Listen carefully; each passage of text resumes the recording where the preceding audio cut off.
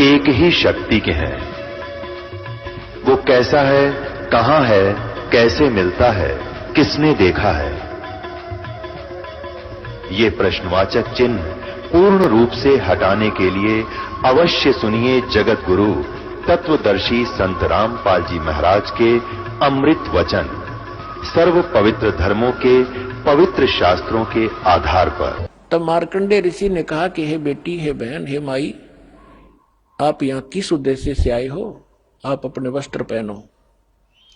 अब वस्त्र पहनकर वो कहने लगी कि हे मार्कंडेय गोसाई, इस बनखंड के अंदर जितने अन्य तपस्वी थे वो तो मुझे देखकर ही डामाडोल हो गए, उनकी तो मन की दशा खराब होगी, लेकिन आपकी समाधि कौन से लोक में थी जो आप डगमग नहीं हुए? मार्कंडेय ऋषि ने कहा कि जहां मेरी समाधि थी वहां पर तेरे जैसी सुंदर औरतें तो उन नाचने वालों की नौकरानी थी, मैं तुझे क्या देखूं?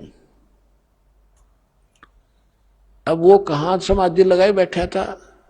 ब्रह्मलोक में।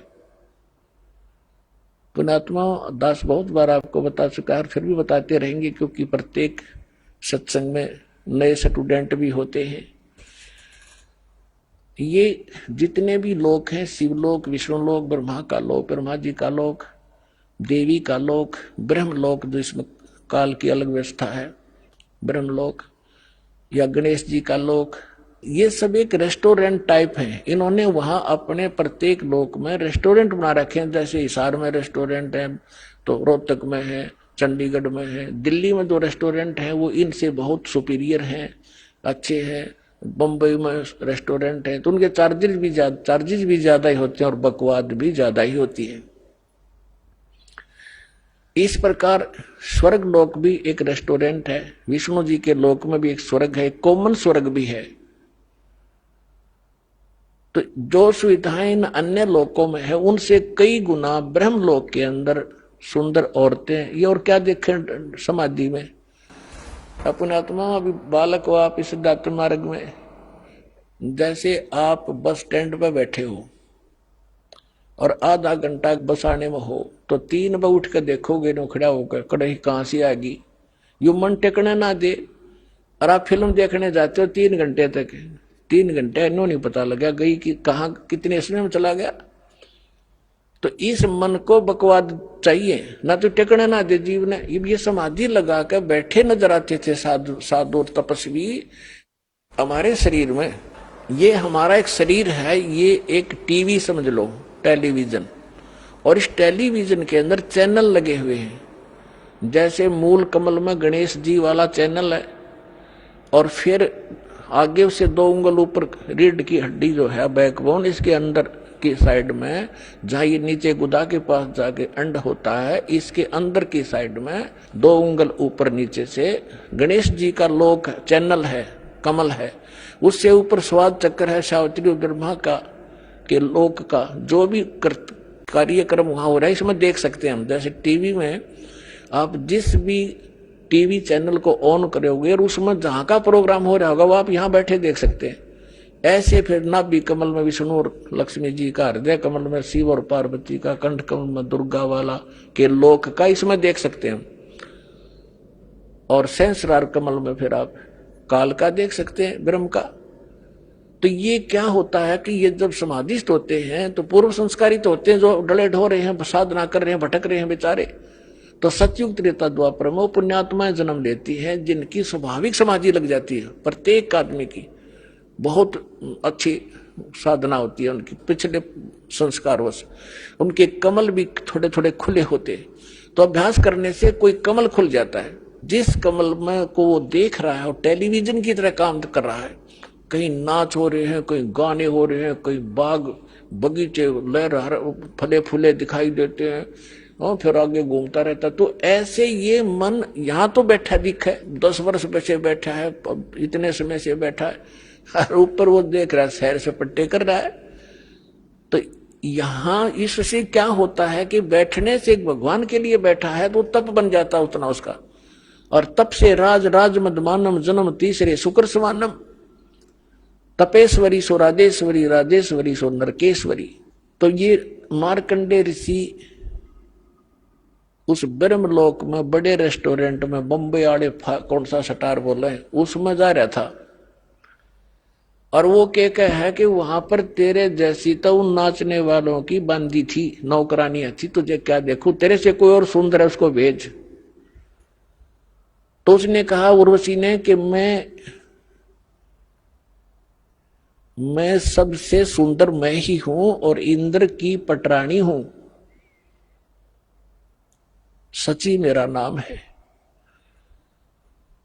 और आप मेरे साथ चलो इंद्रलोक में, मेरी इज्जत रह जाएगी, नहीं तो मुझे दुहागन करेंगे, मेरी हंसी करेंगे, मुझे सजा देंगे कि तू हार कर आगी।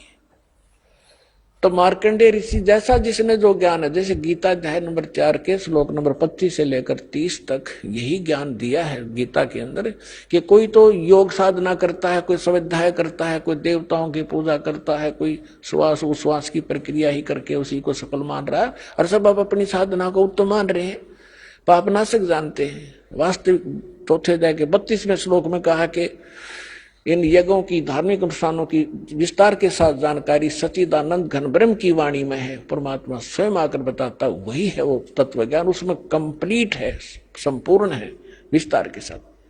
तो वो ज्ञान ये दास आपको सुना रहा है। तो मार्कंडेय ऋषि ने यही सोच रखा था कि तय जो साधना करा सबसे उत्तम है ब्रह्मलोक की। तो मार्कंडेय ऋषि ने उस उर्वशी से कहा कि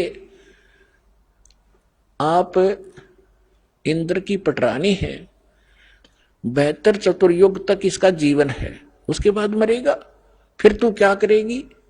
उर्वशी ने कहा कि मैं 14 इंद्र वरूंगी, यानी ब्रह्मा जी के एक दिन में जितना पीरियड है तब तक मैं स्वर्ग की महारानी बनी रहूंगी।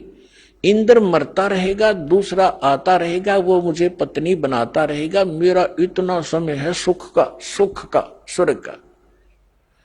अपना आत्मा देखो, उस प्यारी आत्मा ने कभी मनुष्य जीवन मिला होगा, कोई उसने कैसी कठिन साधनाएं, कठिन तप किए होंगे, जो स्वर्ग की महारानी बनी और इतने लंबे समय तक, और अंत में क्या होगा इसका इनको भी ज्ञान होता वहां जाने के बाद, लेकिन विकल्प नहीं था, क्योंकि कोई सतगुरु लगे न कान न बैठे वो संतरे। तो क्या कहती है, मार्कंडेय ऋषि ने पूछा कि जब इंद्र मरेगा, मृत्यु होगी, तब तू क्या करेगी? कि 14 इंद्र वरूंगी मैं, यानी नेक्स्ट इंद्र जो इस पदवी पर आएगा वो मुझे पत्नी बनाएगा, उसके साथ भी मैं ऐसे मौज मस्ती मारूंगी, स्वर्ग में रहूंगी। यानी वो महानता बता रही थी अपनी, मैं इतनी सुखी हूं, इतने समय तक सुख स्वर्ग में रहूंगी। मार्कंडेय बोले कि वो 14 भी मरेंगे, फिर तू क्या करेगी? फिर भी तो मरेगी। तब वो खुद कहती है कि जितने इंद्र मैं भोगूंगी वह तो गधे बनेंगे मृतलोक में, और मैं गधी बनूंगी। फिर मार्कंडेय ऋषि बोला कि मुझे वहां क्यों ले जा रही थी तू, इसे गंदे लोक में जिसका राजा भी गधा बना मृत्यु के उपरांत, रानी गधी बने। तब उसने कहा मैं अपनी इज्जत रखने के लिए ले जा रही थी। बता, ये इज्जत की भी ठेकेदार तू 14 खत्म करेगी, हर मरने के बाद गधी बनेगी, अब भी इज्जत की ठेकेदार बनी बैठी है। तो हमारी अकल मार रखी है, काल ने बुद्धि नहीं छोड़ रखी। अब इंद्र आ गया, हार गए वे, उनके सारे तगड़मबाजी जंतर मंत्र दाव पेच खत्म हुए। तो इंद्र ने आके स्वयं समर्पण कर दिया कि हे बंद निवाज, इंद्र की गद्दी प्राप्त करो, तुम जीते हम हारे। मार्कंडेय ऋषि ने, क्योंकि उसने ऊपरला होटल रेस्टोरेंट दिखा था, तो कह रहा क्या रे, अरे इंद्र, तेरी इंद्र की गद्दी मेरे किस काम की, मुझे नहीं चाहिए तेरा, तू रख अपनी को। और इंद्र आजा तुझे भक्ति बता दूं, छोड़ दे इस गंदी, कल मरेगा गधा बनेगा, छोड़ इस राज को, आजा तुझे भक्ति बताता हूं ब्रह्मलोक की, ऐसे साधना कर ले। उसने ब्रह्मलोक तक का पता था। अब देखो सबके साथ अपने आत्माओं, इंद्र का राज्य की ये स्थिति है। क्या कहता है कि हे महाराज जी, अब तो मुझे राज करने दो, फिर कभी देखूंगा। फिर खाक देखा गधा बने बादशाह, फिर तो कुमार देखेगा तने। यह अकल है हमारे अंदर नहीं होगा, क्योंकि वो छूटती को नहीं, वो बकवाद है। अब आप किसी कोई सुख से जीवन जी रहा है, थोड़ा बहुत कोई अधिकारी कर्मचारी बना हुआ है, और उसको जाकर समझाने की चेष्टा, हमने दास का तो बिटर एक्सपीरियंस है जब इस मार्ग को स्टार्ट किया। जो खास ऐसे लगते थे कि मेरी हर बात को मानते थे और अवश्य स्वीकार करेंगे, वह भी काल के प्रभाव से कति मरोड़ी खा गए। तब उनसे समझाता था कि कल ने आप इस जीवन को बर्बाद करके गधे बनोगे। तो पहले तो ये क्या कहते थे, किसने देखा गधे बनेंगे। फिर हम बताते थे जैसे अंधा गलत मार्ग जा रहा है, बाग की बजाय जंगल में जा रहा है, और उसको कोई आंखों वाला कहे कि भाई सूरदास आप गलत रास्ते आ रहे हो, कहाँ जा रहे हो, कहता हूं बाग में जा रहा हूं। नहीं, बाग नहीं है, इधर तो भयंकर बियाबान है, इसमें हिंसक जानवर है, तुझे खा जाएंगे पाड़ के, आप वापस जाइए और इधर हो जाए, बैठ जाइए। और वो अंधा नो का किसने देखा है, देखी जाएगी, है कोई बात है। अंधे न दिखता ना, आंखें लेके वो मानने ना, तो मर बाड़ में पड़ कुएं में जा, फिर उस बड़ में वो काम तो होगा ही होगा जो बता रहा आंखों वाला। तो ये जितने संत थे ये आंखों वाले थे, जिनको भगवान मिले, दास ने जिनके अभी शुभ नाम आपको सुनाई। इन महापुरुषों ने हमें मार्गदर्शन किया है कि कोट जन्म तन भर मत होगे, कुछ ना हाथ लगा रे, कुकर सुकर खरवा बोरे, कौआ हंस बगारे। कालजा पाट जा जब, जिस दिन आपकी अकाल की बांग उतर जाएगी, कुत्ते गधे सुअर बन जाओगे। आज तो आपका दस्ती को ना काम बन जाएंगे, कुछ समय पर टूक मिल रहे हैं, अच्छा बढ़िया कोठी मिल गई और समझना रिया कहानी बिगड़ेगी, मृत्यु के तुरंत मृत्यु हुई और फिर वो काम आपका तैयार है जो संतों ने पहले बता रखे। तो वो क्या कहता है जिसे हम समझाया करते, देखी जाओगी किसने देखा। अरे देखा जिन्हें वो बता रहे हैं, वो मूर्ख थोड़े ही थे। तो अंधे ने ना दिखा था, आंखों की मान लेनी चाहिए। और फिर देखी जाएगी, गधा बने पास के देखेगा, फिर तो कुम्हार देखेगा। अपना देखना देखना तो अब है, बुराई छोड़ सत्य ज्ञान ग्रहण कर, गलत साधना भी त्याग, और सतलोक आश्रम बरवाला जिला हिसार में और कल्याण करा।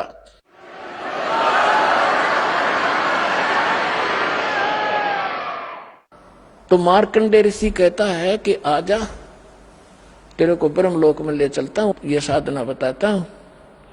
इंद्र बोला फिर देखेंगे महाराज जी, तुमने मौज करने दे। यहाँ सब की अकल मार रखी है, थोड़ा सा सुगना छूटता अगले पहाड़ जैसा दुख नहीं दिखता। तो जब हमारी अकाल की भांग उतर जाएगी, कबीर साहब कहते हैं, कबीर ये माया अटपटी सब घटान अड़ी, और किस किस ने समझाऊं या कुआ भांग पड़ी। अब जिस तो बात करो सब वाय बोली बोलेगा। जैसे किसी ठेके पर देखो शराब वाले पर शाम के समय 5-7 घुटी ला कर आ रहे हो, और उन तो बात करो कहाँ गया ना, मौज मार के आया हूँ। दूसरे करोगे वो भी यही भाषा बोलेगा, और ऐसे लड़खड़ा के चलेंगे। सबकी एक जैसी चाल, एक जैसी भाषा होगी। तो जिसने या काल की भांग पी रखी है, सब यही भाषा प्रयोग करेंगे, वो बोल ही नहीं सकते, दूसरी उनके बस की बात नहीं। तो इस सत्संग से, इस तत्व ज्ञान से, ये एंटीबायोटिक जो कैप्सूल आपको खिलाए जाएंगे, इससे अब भांग उतरेगी, और फिर नो पता लगेगा गधे बनेंगे। अब नशा उतरे पाछा पता लगा आदमी ने कि रात ने कहा पड़ा था कुरड़ियों पर गंध में, उसको देख देख कर भी गलानी बनेगी, सचमुच शराब पी के यहाँ गिरा था मैं रात को। तो उस समय आपको आभास होगा। तो इन आंखों वालों ने बताया है। अब वही क्या बता रहे हैं कि असंग जन्म तन मरता होगे, जीवित क्यों न मरे रे। अब असंग जन्म मरते होगे, जीवित मरना क्या है। जीवित ही एक तो ये है कि आप किसी की इस माया की जो होड़ है, कोई कोठी बना रहा है, कोई कुछ कर रहा है, कोई बिजनेस बड़ा कर रहा है, कहते इसकी रीस ना करो। अपने भगवान की आप सतिथि देख लो। एक झोपड़ी में रहा करते थे, कपड़ा बन के अपना रोजी रोटी चला रहे थे, जमीन पर कपड़ा बनाते थे। अब वो क्या कहना चाहते हैं कि अगर वो उन कोठी बंगले आने की रीस करते थे, एक वचन से बना लेते, एक महल देखने जोगा, सारा संसार देखना आवे। लेकिन इस लोक में फिर हम भी फिर वो कोठी गार्डन में लगे रहते, वो तो अपने वचन से बना लेते। तो उन्होंने झोंपड़ी बनाकर टाइम पास इसलिए रिहर्सल करके दिखाया, इस गंदे लोक में इतना भी पर्याप्त है। घर ते 3.5 हाथ, गणाते 3.25। कबीर साहब कहते हैं क्या क्या चढ़ावे मैडिया लंबी भी तुषार, और घर ते 3.5 हाथ, गणाते 3.25। एक रोहतक के अंदर एक वो बनावा था, उसमें मार्केट सी बनावा था, दुकानें बना रहा था, और क्या बता रहा था कि 5 लाख रुपए महीने का मुझे, सन 1988-89 की बात है, 5 लाख रुपए महीने का नीचे नीचे के फ्लोर का किराया करेगा, और 3-4 मंजिल बनाऊंगा।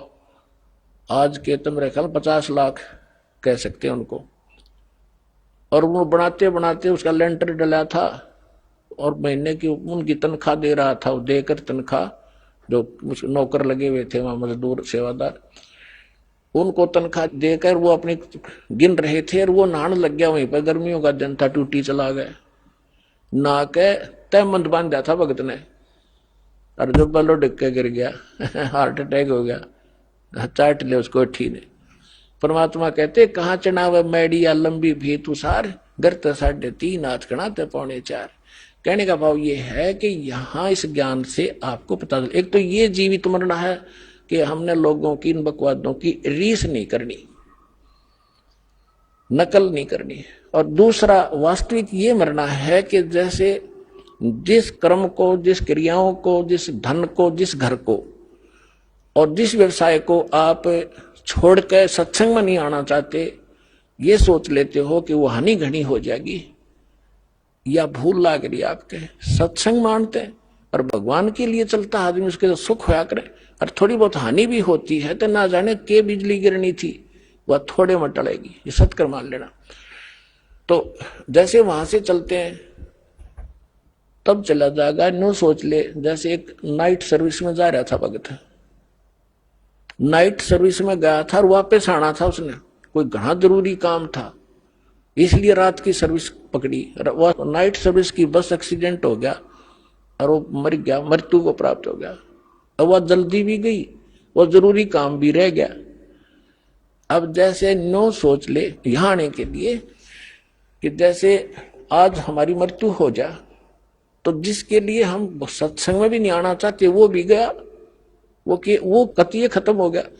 तो ये सोच कर यहां चल पड़ा कि नो सोच लो मेरी मृत्यु होगी आज, और 3 दिन 4 दिन आप आ जाओ यहां मृतक हो गए। अब 3 दिन में 4 दिन में यदि कोई हानि होती है तो फिर जाके संभाल लेंगे उसने, वैसे तो होगी नहीं, परमात्मा आपको घना सारा देगा। और जब परमानेंट टिकट कटगी फिर क्या करोगे, फिर भी तो रहेगा सारा काम दरा। तो इस प्रकार आप यहां आओ तो यूं सोच लो कि भी मर गए, ये तो कभी भी हो सकता है, यू काम है।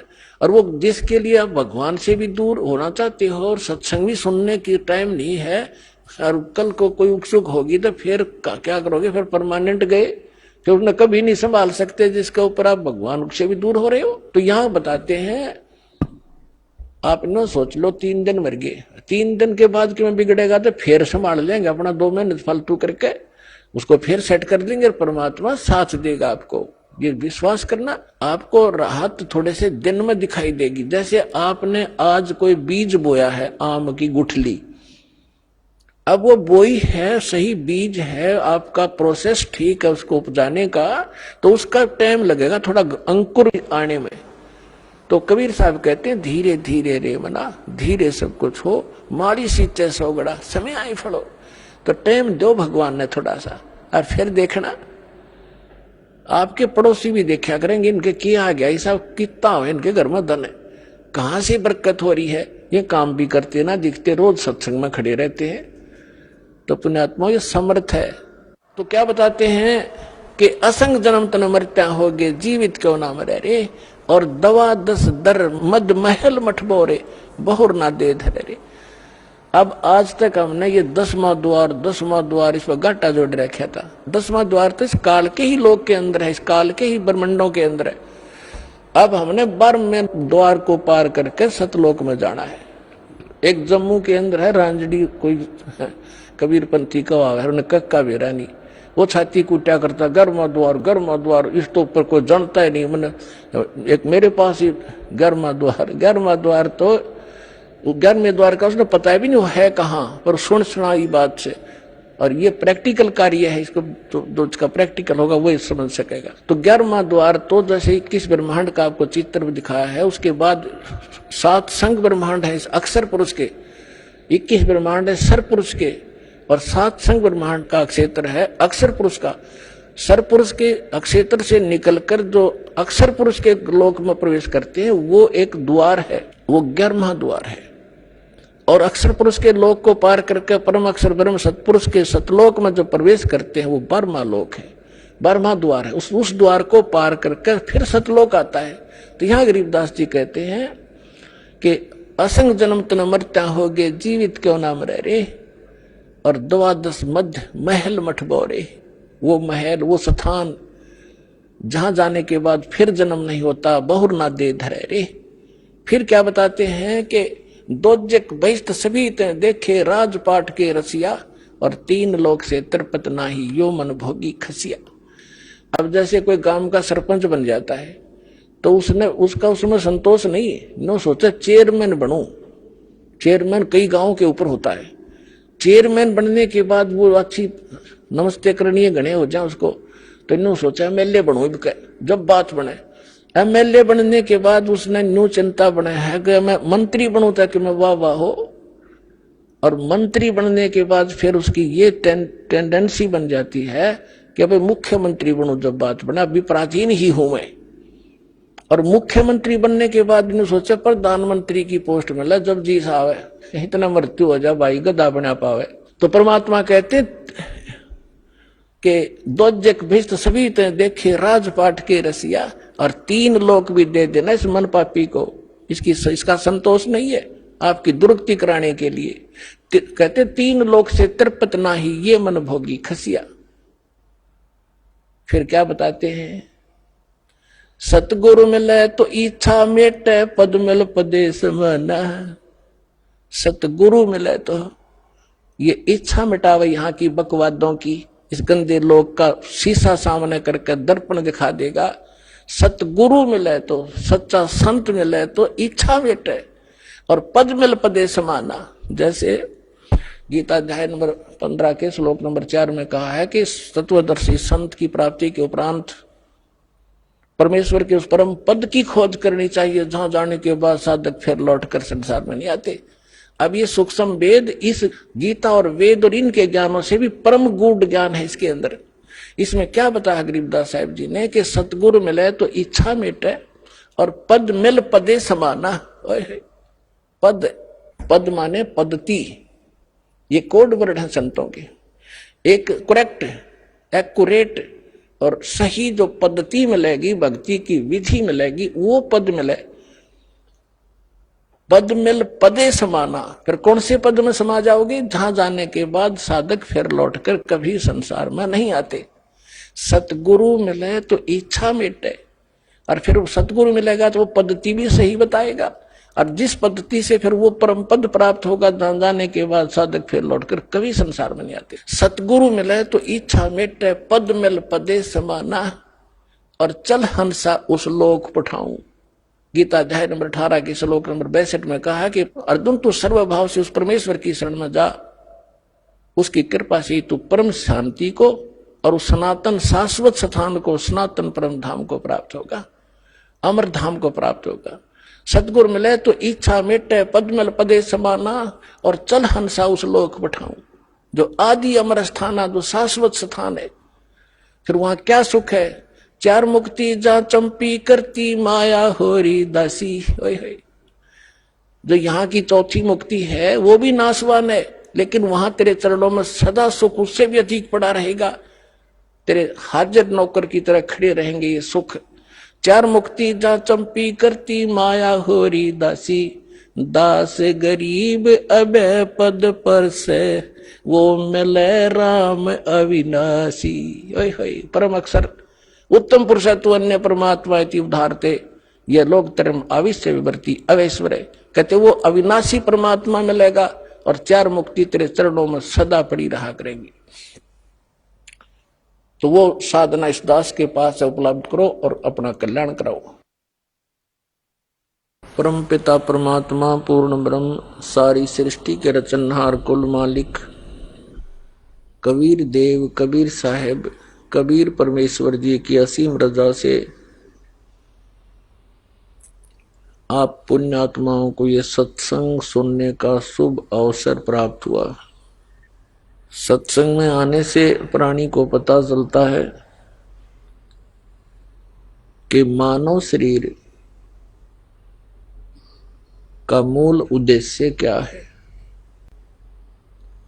जब तक हम सत्संग नहीं सुनते तब तक हम परंपरागत अपने कार्य को, अपनी क्रियाएं और रस्म रिवाजों को मनुष्य जीवन का अंतिम उद्देश्य मानकर ही कर रहे होते हैं। उन्हीं को आधार मानकर हम जीवित रहते हैं। जब हमें सत्संग प्राप्त होता है तब हमारी सब क्रियाएं पहले वाली के विपरीत हो जाती हैं,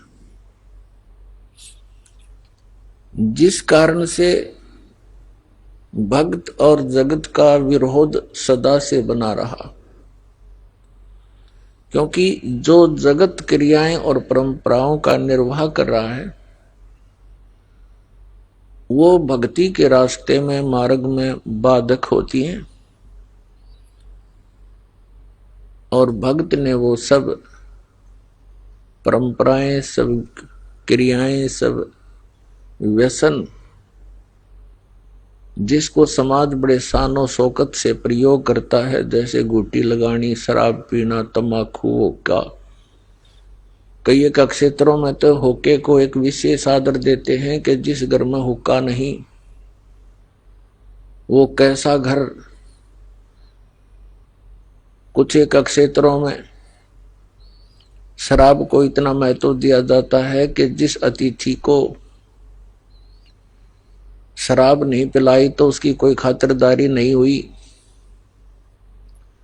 इस तरह की जो बेतुकी परंपराएं हैं ये भक्ति मार्ग में नहीं चलती, ये हमें त्यागनी होती हैं, जिस कारण से भक्त और जगत का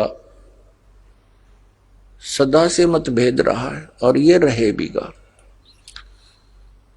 तो हमने जगत की तरफ नहीं देखना, भक्त ने भगवान की ओर देखना होता है। उसका उद्देश्य जीवन का बदल जाता है। सत्संग में परमात्मा हमें याद दिलाते हैं, मानुष जन्म पाए कर नहीं रटे हरि नाम,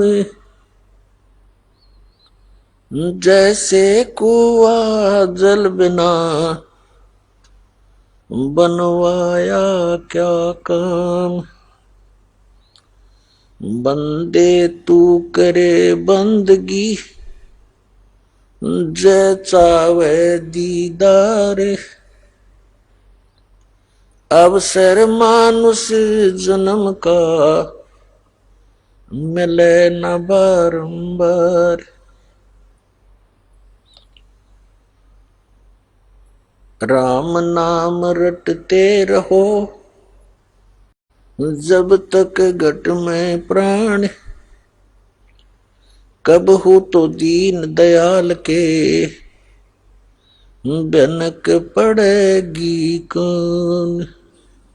कबीर जिव्या तो वाहे भली जो रटे हरि नाम, नहीं तो काट फेंक दियो ये मुख में भलो न चाम।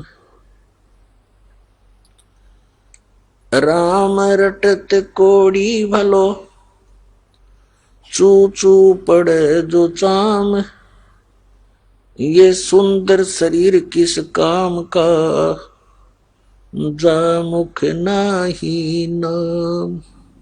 राम रटत निर्धन भलो टूटी घर की छान, वो कंचन महल किस काम के जहां भक्ति नहीं भगवान।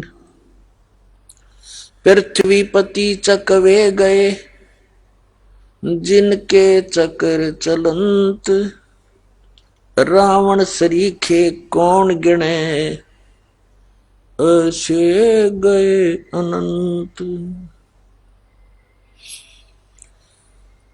सर्व सोने की लंका थी रावण से रणधीरम, एक पलक में राज विराजी वो जम के पड़े जंजीरम।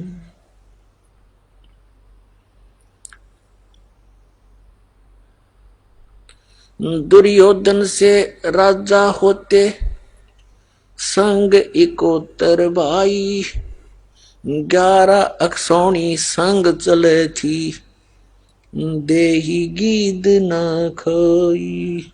उदय अस्त तक चक्र चले थे ऐसी जन ठकुराई, चुनक ऋषिश्वर कल्प करी तब खोज न पाया राई।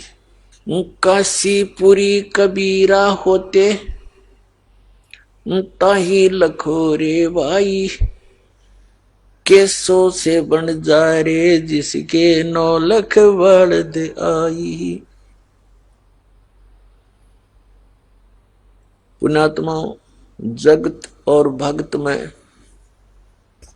कितना अंतर बताया है परमेश्वर कबीर देव जी ने, कबीर साहब जी ने। क्या बताते हैं कि पृथ्वीपति चकवे गए।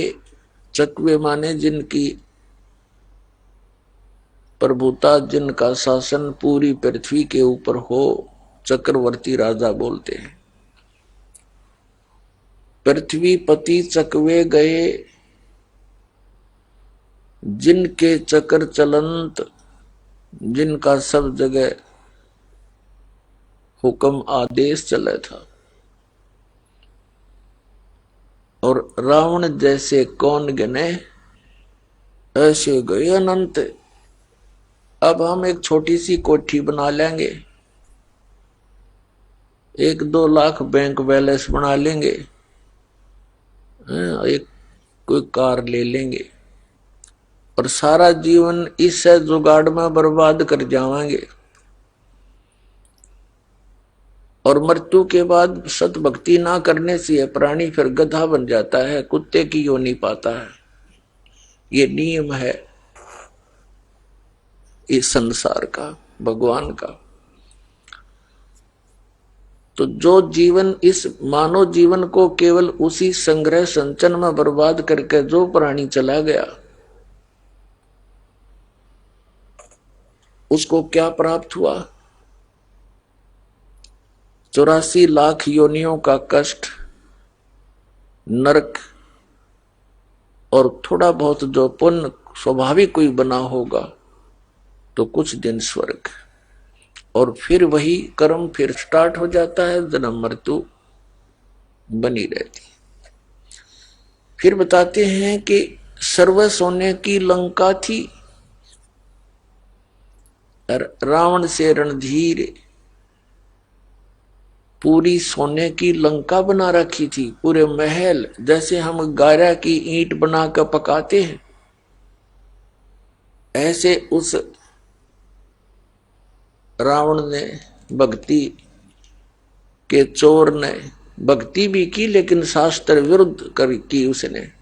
सत्य को ना समझकर अधूरे गुरुओं के आधार से जो साधनाएं भी की, तो वो साधनाएं केवल माया प्राप्ति के लिए ही की थी, और वो माया उसको इतनी मिल गई कि उसने सोने की ईंटें बना के उससे महल बना रखा था, और उन महलों में वो रहा करता था। परमात्मा कहते हैं, वो भगवान कबीर साहब हैं, पूर्ण परमात्मा वही है। वो आकर के स्वयं ही हमें जगाते हैं कि तुम कहां पड़े हो इस गंदे लोक में, ये रहने का स्थान है, और सारा जीवन इसमें बर्बाद कर जाते हो, 1 सेकंड का नहीं भरोसा, यहाँ के बिजली गिर जा। तो क्या बताते थे साथी हमारे चले गए। हमें याद दिलाते हैं, बोले आत्माओं क्या पे बैठे हो तुम, किस आस को लिए जी रहे हो। साथी हमारे चले गए, साथी हमारे चले गए, हम भी चलन हारे। कोई कागज में बाकी रह रही, तात लगी है वार। जो मरने वाला मर गया, उसकी तो मृत्यु होगी, उसका अंतिम संस्कार कर दिया। बाकी जो उसको निकटतम है या कोई वैसे देख रहे हैं आते जाते ले जातों को, उसके कुल परिवार के सदस्य बाकी बचे हुए ये सोचते हैं कि हम अभी नहीं मरेंगे। तो जो मृत्यु को प्राप्त हो गया वो भी यही सोचकर जी रहा था कि मेरी मृत्यु अभी नहीं होगी। परमेश्वर कबीर जी बताते हैं कि साथी हमारे चले गए। हमें बताते हैं तुम्हारे आसपास देख लो, नजर फिरा कर जो बुजुर्ग बूढ़े हो लिए, और उन्हीं से बच्चों को भी शिक्षा लेनी चाहिए कि जो मूल काम है इस मनुष्य जीवन का, इन श्वासों के रहते रहते कर लिया तो कर लिया, नहीं तो फिर कुछ नहीं बनेगा। तो परमात्मा कहते हैं साथी हमारे चले गए, हम भी चालनहार। या तो इसलिए हम सैर सपट्टे करते फिरते हैं, कोई कागज में बाकी रह रही, कोई सांस शेष रह रहे हैं आपके, और इसलिए देर लाग रही है। ना देख पल का भरोसा नहीं, कब के बिजली गिर जा। अब रावण ने भक्ति की, गुरु भी धारण किए, और क्या प्राप्ति की, सिद्धियां और रिद्धि यानी माया। सिद्धियों से आकाश में उड़ जाता था और को उठा लिया, पर नारी परतरिया को उठा लाया, उसके कारण मृत्यु को आप भी मरा और परिवार मरा दिया सारा, कुल का नाश करया, लंका लुटवा दी। और जिसलिए वो डले डोए थे, भक्ति करी थी, वह माया रही नहीं और रावण नरक में। तो यहां भगवान याद दिलाते हैं, सर्व सोने की लंका थी वो रावण से रणधीरम, एक पलक में राज विराजी वो जम के पड़े जंजीरम। मन तू सुख के सागर बस रे, भाई और ना ऐसा यस रे। मन तू सुख के सागर बस रे, और ना ऐसा यश रे। यश माने महिमा। आप महिमा बनाना चाहते हो, बड़ी कोठी बनाकर, बहुत पैसे वाली मोटर गाड़ी कार लेकर, बहुत बड़ी फैक्ट्री लगाकर, और उच्च पद या पोस्ट प्राप्त करके राजा, एमएलए, एमपी, मंत्री, मुख्यमंत्री, प्रधानमंत्री बनकर, कहती ये यश कुछ को नहीं है। ठीक है, कोई अच्छी आत्मा, अच्छा राजनेता भी हुआ है, और जिसके कारण वो सुप्रसिद्ध हो गया, भक्ति करी नहीं, उसकी मृत्यु के उपरांत उसको उसका स्टैच्यू बना दिया, उसकी यादगार बना दी, एक वर्ष में उसने धोकर उसका माला डाल दी, उसका जन्म या मरण दिन मना लिया, और वो गधा बना फिरता हो, कौवा बड़ का मनमाना अपने स्टैच्यू पर टट्टी कर रहा हो, बीट करता हो। तो परमात्मा कहते हैं ये यश यहाँ के नकली है सारे। तो कहते हैं मन तू सुख के सागर बस रे, भाई और ना ऐसा यश रे। अब वो सुख सागर क्या है? ये काल का लोक जिसमें आप रह रहे हो, ये तो दुख का सागर है। और जहां की खबर परमात्मा देने के लिए आए थे, जहां का संदेश बताने आए थे, वो सतलोक, वो सचखंड, वो अमरलोक, जिसे अमरलोक भी कहते, वो सुख का सागर है। अब सुख के सागर को कैसे परिभाषित किया है परमेश्वर ने? शंखों लहर मेहर की उपजे, कहर नहीं जा कोई। दास गरीब अचल अविनाशी, सुख का सागर सोई। शंखों लहर मेहर की उपजे और कहर नहीं जा कोई। अब जैसे पुण्यात्माओं के अंदर कभी कभी एक ऐसी हिलोर उठती है जब अकेले बैठे हों। इस दास के साथ तो अनेकों बार होता है। तो उस समय ऐसी स्थिति हो जाती है, आत्मा इतनी उभार लेती है, इतना उभार लेती है, किसी ने कितना ही परेशान कर रखा हो, कितना ही दुखी कर रखा हो, उसके प्रति भी एक अपनापन सा जागृत हो जाता है और सब अपने से लगते हैं। किसी के प्रति किसी प्रकार का कोई द्वेष मन में नहीं रहता, चाहने से भी नहीं होता। उन क्षणों में वह मेहर की उमंग, वो लहर तरंग आई थी सतलोक से, आती उन्हीं में है जिनमें पिछले संस्कार कुछ पुण्य हो। लेकिन हम यहां सांसारिक क्रियाओं को देखकर हम अपने अंतःकरण को इतना मलिन कर लेते हैं कि वो जो हिलोर उठती है वो दब जाती है, इस अड़ंगे का नीचे दब जाती है।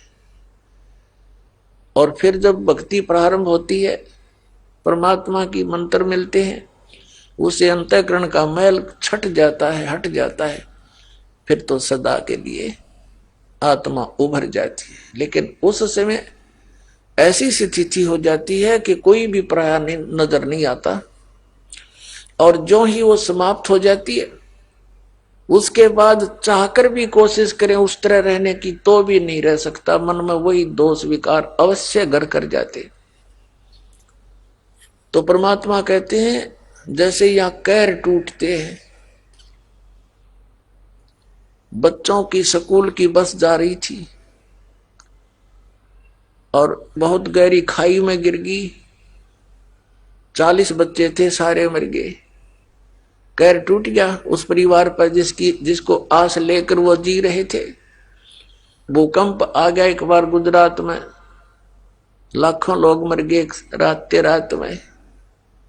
तो यहां कहर टूटते हैं, ये लोग ठीक नहीं है। लेकिन हमें आज तक इसका विकल्प का पता नहीं था। और जितने भी ये गुरु संत ऋषि में ऋषि मंडलेश्वराचार्य शंकराचार्य मिले, इनको कख ज्ञान नहीं था भक्ति मार्ग का, और हम इनको महापुरुष और विद्वान मानते रहे। और भगवान आकर चले गए, जिनको परमात्मा मिले उन महापुरुषों ने आवाजें लगाई, हमें जगाने की चेष्टा की, लेकिन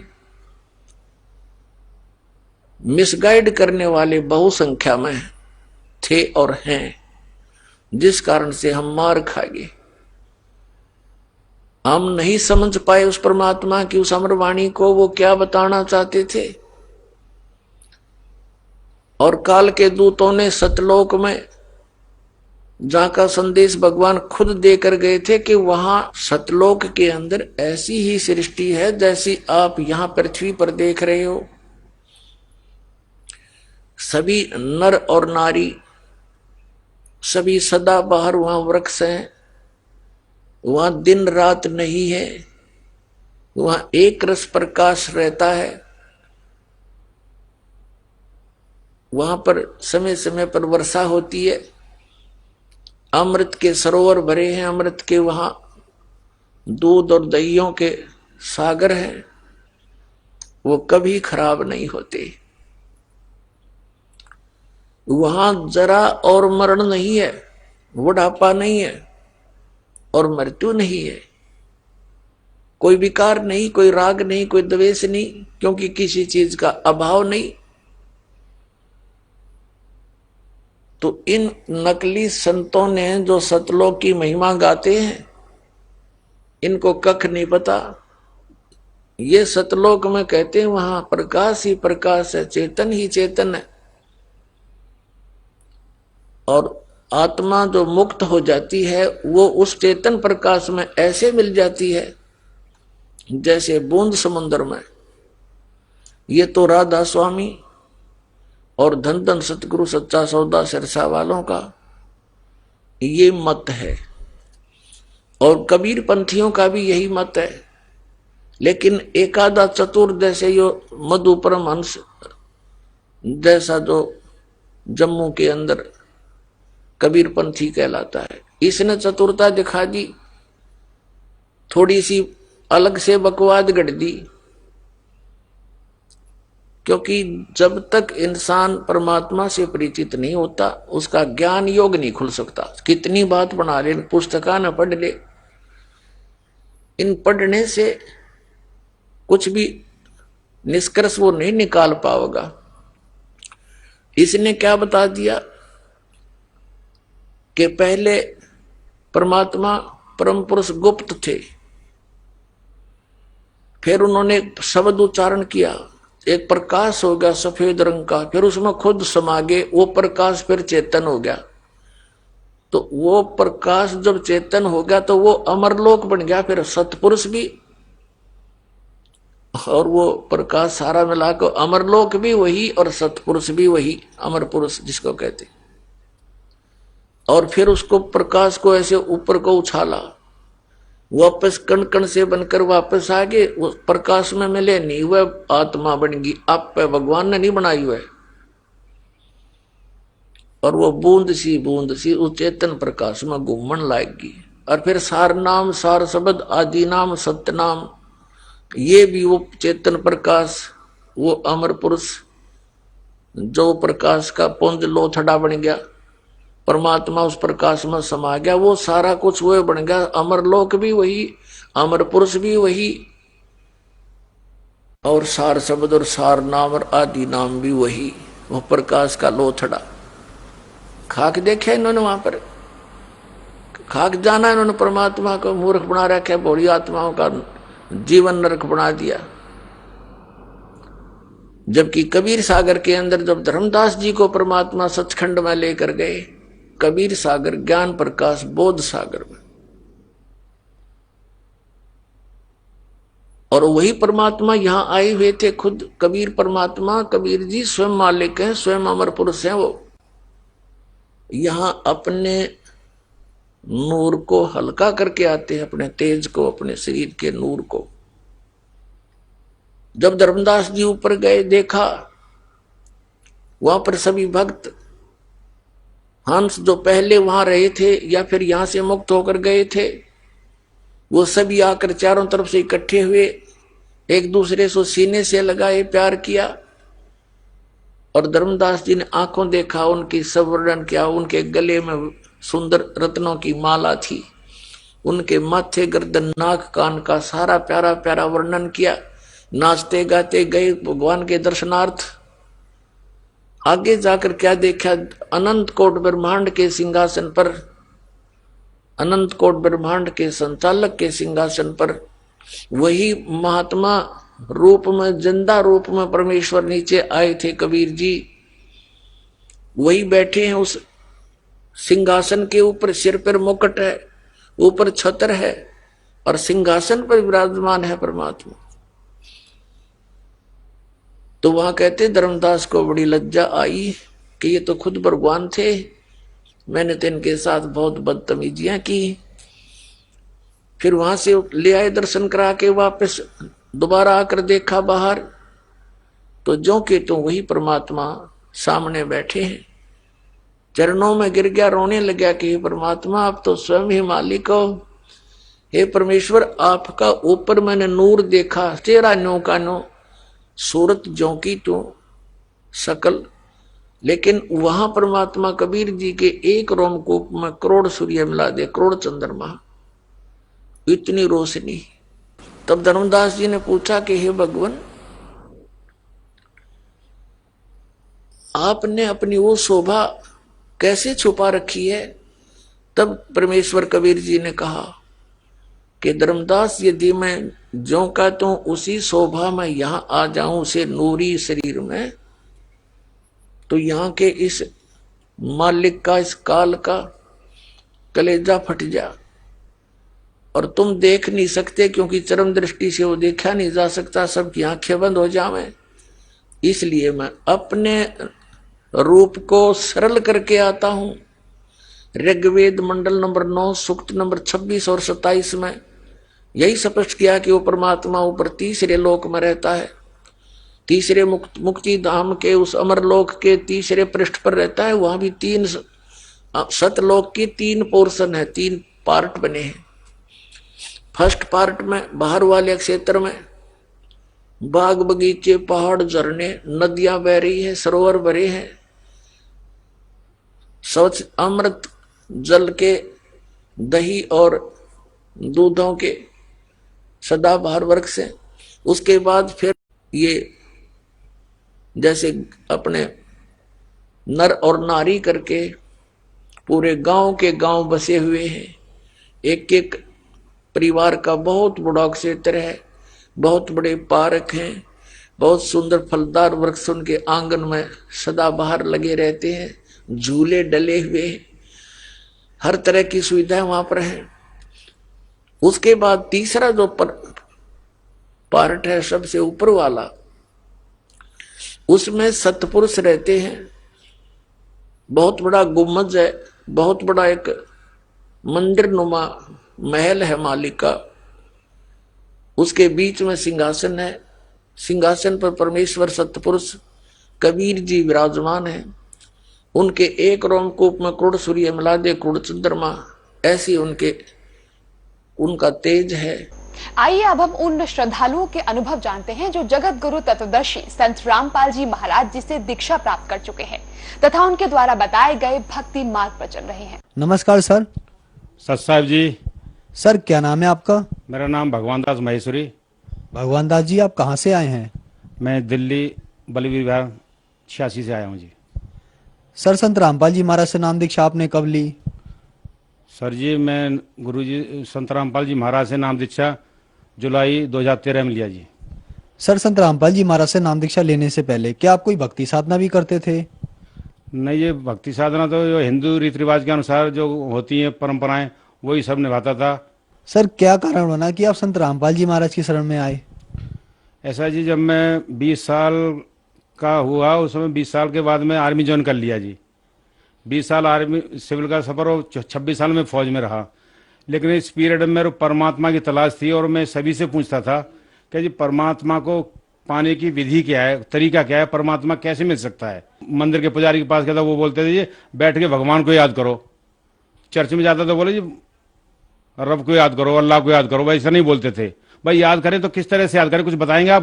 बोल रहे जी ऐसे बैठ के अपना ध्यान लगाओ तो परमात्मा की प्राप्ति ऐसी होती है जी। लेकिन ये मेरा शक खत्म नहीं हुआ। मैं 26 साल सफर करके पेंशन में आ गया जी। पेंशन में आने के बाद एक दिन मैं गौ कथा सुन रहा था जी टीवी पर। टाइम था कोई 7:45 के लगभग। फिर मैं गौ कथा में थोड़ा इंटरेस्ट कमाया, मैंने चैनल शिफ्ट किया इधर तो साधना चैनल आ गया जी। उसमें गुरुजी का सत्संग चल रहा था संत रामपाल जी महाराज का। लेकिन वो मैं एक्चुअली किसी नेता को भाषण समझ गया था उस समय, तो मैं चैनल आगे शिफ्ट कर दिया। मैंने ये कुछ समझ में नहीं आ रहा। फिर मैं थोड़ी देर बाद मतलब वापस लाता हूँ उधरी, ये नेताजी तो किस टाइप का लेक्चर है, ये कुछ मेरे को अजीब टाइप का लग रहा है। फिर दोबारा लाया मैं संत रामपाल जी महाराज का साधना चैनल पर सत्संग सुना जी मैंने। फिर पता लगा कि परमात्मा का रास्ता यहाँ से मिलेगा, ये मेरे को थोड़ा विश्वास जागा। उसके बाद जो नीचे मैसेज आ रहा था जी कि इस नंबर पे आप बुक मंगा सकते थे एसएमएस सेवा से। फिर मैं जी अपना फोन से और एसएमएस करके बुक मंगाई जी। जब बुक आ गई तो मैं बुक को 15-20 दिन पढ़ा। लेकिन फिर पढ़ने के बाद उसमें कुछ नियम भी लिखे थे, वो नियम मेरे आड़े आने लग गया जी कि मैं शायद ये भक्ति भी नहीं कर सकता, क्योंकि इसमें मैं बहुत ज़्यादा बीड़ी सिगरेट पीता था फौज में होने के नाते, और दारू भी बहुत पीता था और नॉन वेज भी खाता था मैं। भाई ये तो अपने लग रहा है परमात्मा हमको नहीं मिल पाएगा। फिर भी किताब पढ़ी, मन में इच्छा जागरी और उसके बाद में बरवाला आश्रम के लिए चला गया। सर वहां मैंने 3 दिन तक लगातार सत्संग सुना संत रामपाल जी महाराज का। लेकिन 3 दिन सत्संग सुनने के बाद मैं नाम दीक्षा नहीं लिया। मेरे आगे वही फिर अड़ गया कि मैं दारू पीता हूँ और बीड़ी सिगरेट से मेरे छूटेगी नहीं। जब आश्रम में गया तो कपास के पेड़ बाहर खड़े थे, उसमें बीड़ी मासी बांध गया था जी मैं। 3 दिन सत्संग सुनकर पब्लिक जाने लगी। गुरुजी के शिष्य बैठे थे संत रामपाल जी महाराज के, उन्होंने बोला भाई नाम दीक्षा ले ले। इतने सबने बीड़ी सिगरेट छोड़ दिया, दारू छोड़ दिया। बोला अब जब भक्ति करेगा, ज्ञान आएगा, तब पता लगेगा ये कितनी हानिकारक है। फिर मैं चौथे दिन गुरुजी से नाम दीक्षा लिया और फिर भक्ति में लग गया जी। सर, संत रामपाल जी महाराज से नाम दीक्षा लेने के बाद क्या आपको कोई लाभ भी प्राप्त हुए? लाभ तो सबसे बड़ा लाभ जी मेरे को ये मिला कि मेरे को परमात्मा का प्राप्ति का मार्ग मिल गया। और एक शारीरिक लाभ हुआ मेरे को। जम्मू में वॉलीबॉल खेलते समय मेरी कमर में चोट लग गई थी। डॉक्टरों ने दिखाया, डॉक्टर ने बोला तेरा L4 L5 पे कोई फ्रैक्चर हो गया है और इसका ट्रीटमेंट चलेगा, अगर ट्रीटमेंट से सही हो गया नहीं तो लास्ट में सर्जरी करना पड़ेगा। ये दवाई खाता रहा, चलता रहा, दवाई खाता रहा तो चलता रहता था। फिर मैं जब गुरुजी की शरण संत रामपाल जी महाराज शरण में गया और नाम दीक्षा लेने के बाद ये जितने भी नशे करता था मैं, सारे तो नशे छूट गए। कमर में थोड़ा तकलीफ रहती, सत्संग में बैठता था, गोली खा के बैठता था। फिर मैंने संत रामपाल जी महाराज से प्रार्थना की, महाराज मैं सत्संग में सुनता हूं तो मेरे एक टेबलेट खा के बैठता हूं। पहले तो मैं 2 गोली सुबह, 2 गोली शाम, 2 गोली शाम को सुबह खाता था, 3 टाइम गोली खाता था। अभी सत्संग के टाइम में 1 गोली खा के बैठता हूं। तो संत रामपाल जी महाराज ने बोला भक्ति कर, ये भी छूट जाएगी तेरी। तो आज संत रामपाल जी की मेहरबानी से मेरे जो भी तकलीफ थी कमर की, वो आज सारी दवाई छूट गई और अभी मेरे कोई कमर में दर्द नहीं है जी। नशा की लत तो बहुत ज्यादा लगी हुई थी सर मेरे को। इतने गंदे मेरे विचार थे, दारू पीना, बीड़ी पीना, नॉनवेज खाना। मैं चैन से मुक्त था, लेकिन संत रामपाल जी की शरण में जाने के बाद ये सारे नशे छूट गए। और अभी मुझे जब ज्ञान थोड़ा समझ में आया तब पता लगा कि ये तो बहुत ही नाशक, मैं राक्षसी काम करता था, मानव वाले कोई काम नहीं कर रहा था उस समय। अब परमात्मा की रजा हुई है जो भक्ति कर रहा हूं मैं अभी। और संत रामपाल जी महाराज की शरण में जाने के बाद मेरे इंसान बना दिया मालिक ने, और उससे बड़ा मेरे लिए क्या सुख होगा जी। सर, संत रामपाल जी महाराज से नाम दीक्षा लेने के बाद आपको बहुत सारे लाभ मिले। आपने बताया कि आपको बैक की हड्डी में दिक्कत थी, वो ठीक हुई, आपका नशा छूट गया, और आपने बताया कि आप चैन स्मोकर थे, बहुत सारा नशा करते थे, वो सब संत रामपाल जी महाराज की कृपा से छूट गया। तो सर, ये कैसे संभव हुआ कि संत रामपाल जी महाराज से जो भी नाम दीक्षा लेता है उनके कितने भी पुराने नशे हो सब छूट रहे हैं? ये कैसे संभव हो रहा है? संत रामपाल जी महाराज जो नाम दीक्षा देते हैं, जो मंत्रों का जाप देते हैं, उन मंत्रों में इतनी शब्दों में शक्ति है कि इससे सारे विकार छूट जाते हैं जी। सर, आज जो दर्शक आपको टीवी पे देख रहे हैं, बहुत सारे ऐसे लोग हैं जो नशे से ग्रस्त हैं, नशा छोड़ना चाह रहे हैं, बहुत कोशिशों के बाद भी उनका नशा नहीं छूट पा रहा है, उनके लिए आप क्या कहना चाहेंगे? मैं जी आपके चैनल के माध्यम से इतना ही कहना चाहता हूं, संत रामपाल जी महाराज जी के टीवी पे सत्संग आते हैं, उसके नीचे पट्टी पे नंबर आते हैं। पहले तो आप सत्संग सुनिए, किताब मंगाइए, ज्ञान समझिए, और फिर संत रामपाल जी महाराज जी से नाम दीक्षा लीजिए। आपके जितने भी नशे हैं, जितने भी विकार हैं, सारे छूट जाएंगे। आप मानव का मतलब समझाएंगे, इंसान का काम क्या है। और मंत्रों में और शब्दों में इतनी शक्ति है। सर, संत रामपाल जी महाराज से नाम दीक्षा कैसे ले सकते हैं? संत रामपाल जी महाराज से नाम दीक्षा लेने के लिए अभी तो काफी इजी और आसान बना दिया। संत रामपाल जी महाराज जी के टीवी पे सत्संग आते हैं, उसके नीचे पट्टी चलते हैं, उस पर नंबर चलते हैं। उस नंबर पर आप संपर्क करेंगे। आपके नजदीक, आपकी तहसील, आपके ब्लॉक, आपके घर के आसपास जो भी नामदान केंद्र खुले हुए हैं, आपको वहां का नंबर दिया जाएगा और आप वहां जाके, वहां कोई फीस नहीं कटती, कोई पर्ची नहीं कटती, कोई बॉन्ड नहीं। वहां पर आप संत रामपाल जी महाराज जी से नाम दीक्षा लीजिए और भक्ति करिए। धन्यवाद सर। सत साहेब।